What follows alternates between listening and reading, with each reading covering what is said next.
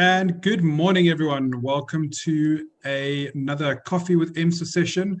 I am joined this morning by Craig Parker from Frost & Sullivan. He's going to be having a quick chat with us this morning about what Frost & Sullivan does as a consulting firm, and a little bit more interesting detail around the EV industry in Southern Africa and Africa. Craig, good morning, sir. How are you? Morning, doing very good, thank you. Good. Thank you for taking some time out on your Wednesday morning to join us. Your background and view looks a lot better than mine, I must say. Yeah, well, it's unfortunately a picture. So. Fantastic. So Craig, talk to us quickly before we get to Frost & Sullivan yourself. I mean, I know you have 15 years experience in economic analysis and consulting throughout Africa. Talk to us a little bit more about what you previously did and what you do heading up the research division at Frost & Sullivan. Yeah, sure. So, I mean, my career basically started when I was straight out of University of Stellenbosch. I did my master's there. I was approached by Professor Philip Black from the university there to join his Corporation for Economic Research. And that was exceptionally valuable, for me to, learn from him. And then also we did a large number of projects for government, impact studies, and some other work for legal firms, things like that, which was really great learning experience for me. And then around about 2010, middle of 2010, I joined Frost & Sullivan. So I've been there for quite some time. And I started there in the econometrics division, and then slowly sort of working my way up to other, parts of the office. I was involved with the international office at that stage, and then I started working more locally. And then around about 2016, I became dedicated, head of the mobility division for Frost & Sullivan Africa.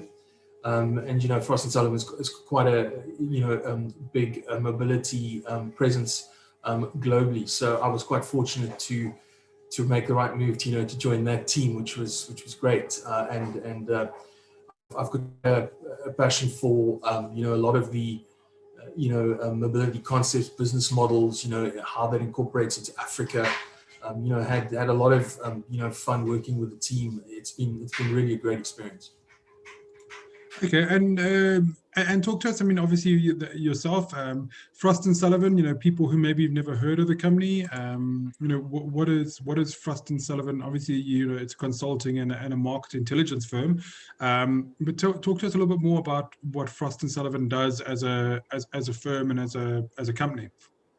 Yeah, sure. So obviously, Frost & Sullivan is a global presence. There's a number of offices across the world, from the US. A few offices in Europe, as well as the Middle East and Asia, as even down in Australia as well. And then obviously we've got the presence in Africa. Specifically, our Africa office deals with sub-Saharan Africa. And as you say, we are a consulting company, mainly here in Africa, but we also do market intelligence, and that the market intelligence portion of Frost & Sullivan is what provides us the basis and the strength of what we do. As a consulting company with access to such market intelligence for niche sectors, as well as on the ground primary research in Africa, is exceptionally important, because there's not much data available in Africa, obviously secondary. So we specialize in doing that primary research in Africa on the ground. And we've been involved in a number of projects, number of sectors. I mean, it ranges from, obviously, as I mentioned to you previously, it's logistics, healthcare, ICT, automotive, in the transportation sector, chemicals, and then a lot in energy as well, because the lifeblood of Africa's development at the moment is obviously energy and the lack of energy. So we cover a lot of that, and it's a lot to do with geographic expansion, projects, partnership searches on the ground. Also, we've done a number of due diligence projects for finance companies. So yes, it's been a great experience to work in Africa. So that gives us a great background. I mean, Frost and Sullivan, obviously, very well established firm in market intelligence and research. Chat to us a little bit more. Let's focus on the e-mobility movement. So you've obviously, you've been involved with a lot of different events. I know you've spoken on a lot of panels, and you've been kind of through most of them. Obviously you have quite a lot of opinion and a lot of information. Let's ask this question. What are you busy with right now with Frost and Sullivan in terms of a African perspective on EVs? Right. So in terms of EV, obviously, I think it's very necessary to look at, because you mentioned Africa's perspective. And, when it comes to electric vehicles, one of the things, and it's with many other things as well, is we have to focus actually at a city level, especially when it comes to electric vehicles, because a lot of the infrastructure that needs to be developed is at a city level, and obviously the mandate of the city itself. And when we're looking at Africa, I think the major expansion and that we're looking at the moment is to do with public transport, obviously. South Africa, similarly with some of the larger metros, the public transport aspect would play a large role in terms of the development of just EV in general, especially when it comes to, the demand for, input. So for instance, South Africa does have a comparative advantage when it comes to, providing battery technology to develop batteries. We do have the resources for that. And obviously we'd see a lot of demand from that by developing that in the cities themselves. So obviously, if you look at like cities like Lagos, for instance, there's a lot of talk at the moment from the authorities in terms of development of EVs. We haven't seen anything specific yet, but it's more in terms of public transport, to be able to alleviate the congestion on the roads itself. I think in terms of electric vehicles, in terms of private market, Africa is still obviously outside of South Africa. I think would be quite far off. We're talking 10 years plus at least before that would come online. Within South Africa, I think it's a bit closer. We have obviously seen a lot of the OEMs get involved in South Africa, bringing in electric vehicles. The infrastructure is a bit limited at the moment, and I think the price of these vehicles and the infrastructure is what limits the people. I don't think it's a lack of willingness to actually purchase the vehicle. We've done a survey we did back in, I think it was 2018 or 2019, where we actually found that people were quite willing, especially when it came to the commute, to back and forth from work. COVID has obviously played a large role in the daily commute for a lot of people. But I think that South Africa would be the country on the continent, sub-Saharan obviously, that would develop the quickest in terms of private EVs. So obviously you mentioned now there's appetite for it. People want to do it, and I think we saw that as well when we presented EMCSA this year. There's definitely people are keen for it. But it's the price barrier and the, dare I say, the lack of consumer choice that I think is affecting most people when it comes to privately. Do you share the sentiment that the biggest barrier for South Africa at the moment is the current government regulations in terms of the taxes and the kind of the red tape, let's call it, around bringing EVs into South Africa? And first part one of the question, let me say, do you agree with most people? And part two is, do you anticipate that what we hear from a few people, we heard at EMCSA, like people like Gaylor, Mass and Claire saying, we should expect those big changes to come in the next 6 months. Do you anticipate that once those changes come and that big hurdle gets removed, that we should see a bit of a, I don't want to say a bit of a rush, but a bit of a flood to market of EVs, especially in the private sector? Yes, I think obviously when it comes to the primarily it's the OEMs that are bringing the EVs in at the moment, the vehicles themselves, and as you say, those barriers and those red tape do influence them in a large way in terms of their price points that they come in at, which is obviously important. I don't actually foresee that it would make such a massive difference in terms of pricing of the vehicles themselves. In terms of EVs, I think one of the main things you mentioned was the lack of choice. I think there is quite a substantial, choice when it comes to EVs globally, and the pricing when it comes to EVs in Europe, for instance, versus here. I mean, there's quite a significant difference when it comes to purchasing power parity and all that. If you actually look at the cost of the vehicle itself to the living standards of the people in the country. So I think a lot can be done to potentially lower the cost of that.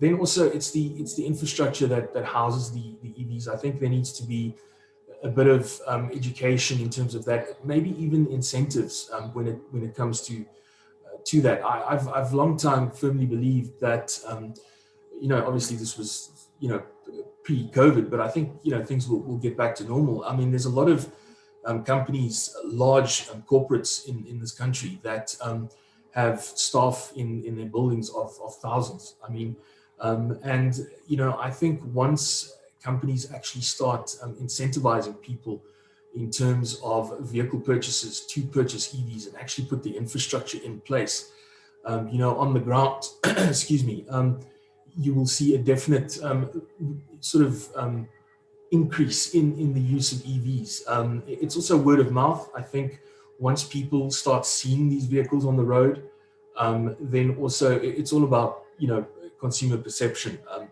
Once they see it and they actually see, wow, this is actually quite a good looking vehicle and it's practical, then we'll start seeing more people buying that. So I think it's partly the OEMs, I think, are limited in terms of, as I said, with the pricing points that they can bring these vehicles in.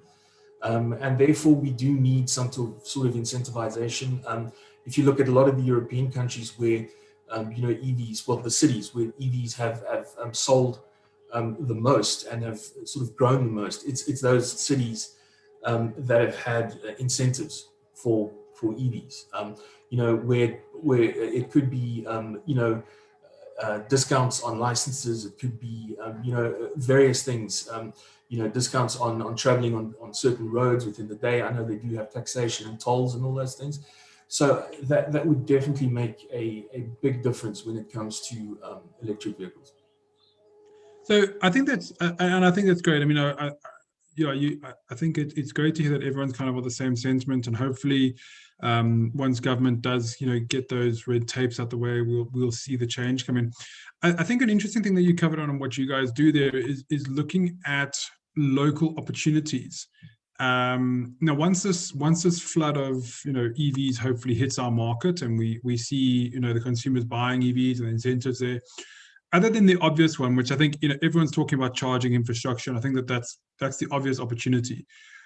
As Frost & Sullivan, where else do you think that in South Africa, I mean, because obviously we're looking down the barrel of potentially losing thousands of jobs to the traditional motoring industry. Where you guys as Frost & Sullivan, where do you believe we can make those up? You've spoken about battery manufacturing. Where do you think the opportunities are for South Africa in particular to kind of capitalize on this big change that's coming? Yes, I mean that's exactly what we look at Frost & Sullivan. I think there's two aspects to this. One is the development in terms of the OEMs as they stand within the country is are they going to bring manufacturing of EVs locally? Obviously, you see Mercedes-Benz has in East London has that, and they've integrated that into their supply network. But as you say, there is a potential for significant job losses, as we move forward. I think South Africa really does have the opportunity when it comes to the manufacture, in terms of the what you would call the EV kind of powertrain, if you want to call it that, for your bus applications specifically. And then obviously the components that do go into that, the electric motors especially, we've got definitely have the skills to do that. That's very much part of the engineering capabilities of what we have in the country. And then obviously, as I said, the resources when it comes to the battery technology itself, to manufacture that, to go in there. So I think, we shouldn't be looking at EVs just in terms of the vehicles, themselves. I think the component within South Africa that could definitely provide opportunities is the public transport. In terms of that, we just need to be able to figure out which products would be the most applicable to that, and that would then obviously feed into Africa in the future. I think we need to be forward-looking in terms of that, and look at the sort of the bus network sort of opportunities that would come up there. Then the other one is obviously more in terms of your business models. So as I was mentioning before, how are the OEMs going to incentivize this from their perspective in terms of, changing, customer perceptions, and providing, customers a good deal at the end of the day. I mean, that's what everybody's looking for when they're looking for a vehicle. And the business models involved with that. Are we going to see some sort of, leasing options, in terms of that? Because I know, with EVs, the battery is one of the things that does not last at the moment as long as the vehicle itself. So are we going to see business models, for instance, like they have in China, where you can swap the battery, for instance? And for instance, who owns the battery when you buy the car? Are you going to buy the car with the battery, or are you buying the car and then, the sort of the OEM retains the battery and the service costs and all of that? So I think there's a lot of sort of a movement in terms of that when it comes to the business model aspects of EVs, what can happen there. And then also I think when it comes to the second-hand market for EVs, obviously, because a lot of the EVs we're talking about, everybody's thinking new. But what happens in 5 years' time when somebody wants to sell his electric vehicle? Obviously, then I mentioned the battery aspect and all that. So we need to think of recycling.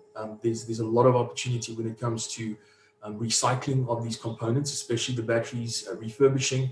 The lifespan of these batteries could be improved. The way that they construct these cells, there's many different cells in the battery. They can extract the dead ones, keep and refurbish these things, and then reuse the materials and recycling. So there's a lot of opportunity in terms of sustainability and the circular economy when it comes to EVs, which is very exciting, because obviously there's an opportunity for a lot of the communities to get involved in some of these recycling plants, wherever they may be located. Fantastic, and I think, yeah, I mean, it sounds really interesting. I mean, and to hear all these kind of opportunities, because I think that what happens is, the guys look at it and they say, "Oh, EV is going to come in. We're going to lose so many jobs." But actually, from what I hear from you, we should be looking to replace these and maybe even increase them with new jobs and new skill sets in South Africa. Yes, for sure. I mean, we're not gonna see the ICE, the internal combustion vehicles disappearing overnight. Mm-hmm. But I think it's definitely time for people to take notice, because it will happen in the future. And I mean, 10 years passes in the blink of an eye. So, for guys to feel secure in the sort of the value chains that they have now in the automotive sectors. I mean, aftermarket is going to completely. We've done a lot of work on the aftermarket. I mean, it's the complete disruption of the aftermarket value chain. So, I think moving forwards, thought needs to be put into that. Sometimes, especially when it comes to this, EVs, there's government involvement, there's private sector involvement, all of that. So when you're looking from the economic perspective where I come from, you don't have that perfect information. The market is not going to function, by itself.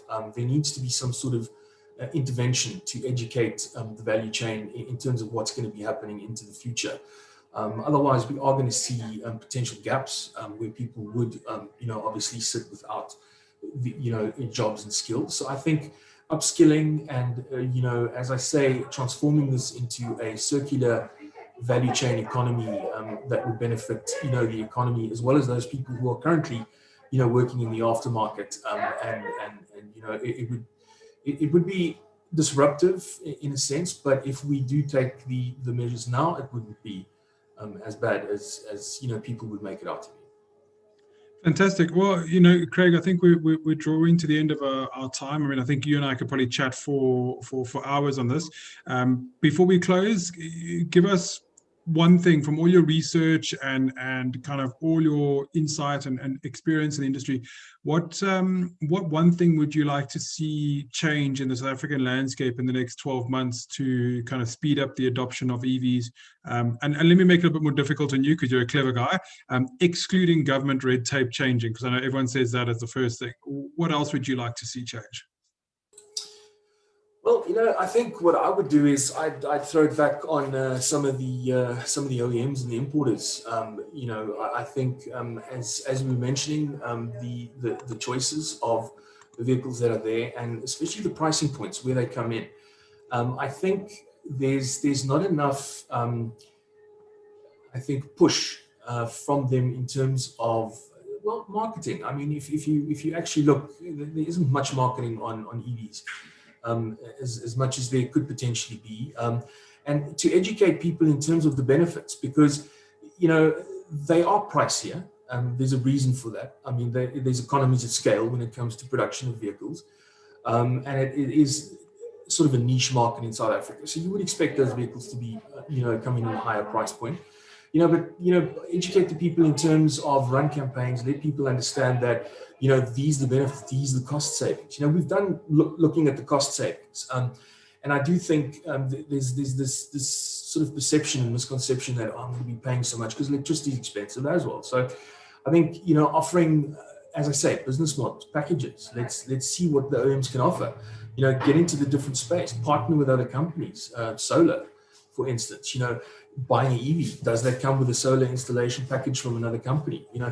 Educate the people on the costs to the electric vehicle. It's not just the vehicle that you're buying. You're not going to buy it and fill up at a fuel station. So, people are a little bit hesitant on that. So I think making that easy, offering those packages, partnering with other, potential partners that can, ease the infrastructure sort of for the consumer would be something I'd like to see.